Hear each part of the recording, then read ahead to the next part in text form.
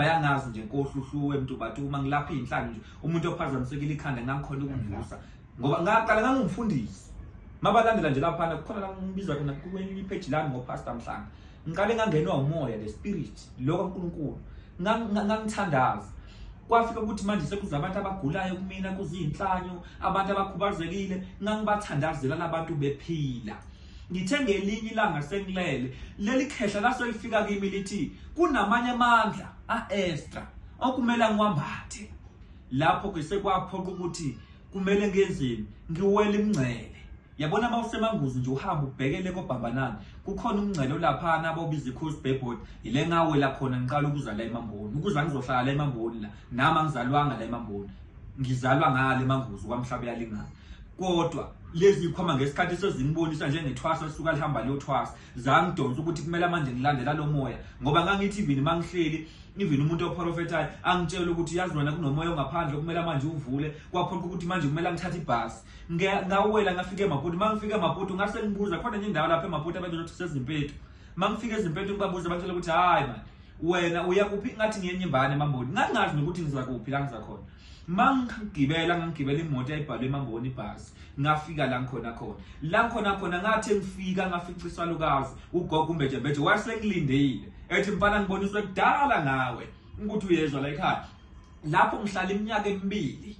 la ngihlale khona iminyaka emibili ngangitrainwa njengephoyisa noma nangesosha noma nomzali noma nomuntu osose university efunda iminyaka emithathu ukuze athola umsebenzi ngangitrainwa lamandla esenginawo njengoba manje ngisho ukuthi amandla enginawo izinto engifuna ukuzenza la ekhaya ngisho umuntu othi mina baba Mhlanga ibusiness lami ngihluphekile mina baba Mhlanga imoto zami ziyawa mina baba Mhlanga ngiloyiwe hayi mina ngiyafunga la ekhaya amandla engiwaphethe angikhulumi kabili kathathu ngifuna ukwenza angifuni futhi ukwanda ngomlomo ngifuna ukuthi umuntu ethi mina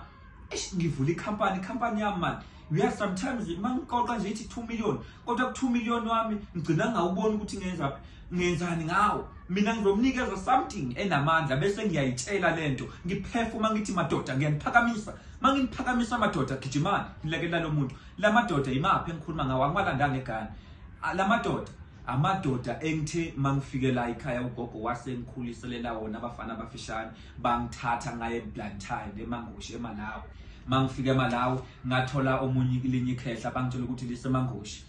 eMangoshi ngafika lapha mangifika eMangoshi bathi umkhulu umgwirimba mangisuka kumkhulu umgwirimba ngabuya futhi ngala kwelinye elinye ikhehla liseBlantyre lafika la ngenzela lento iqhamuka ngathi uwembu yabona khona enye into yabona mama inkomo iyabhosha mhlawumbe lesikhathi esibese kuphuma impethu ngibheka la nto yasikhule ba umuntu bese angitshela ukuthi le ndoda ongunyungu lo uJosepha wasenginikeza abafana ababili ngabuya nabo ke manje endumo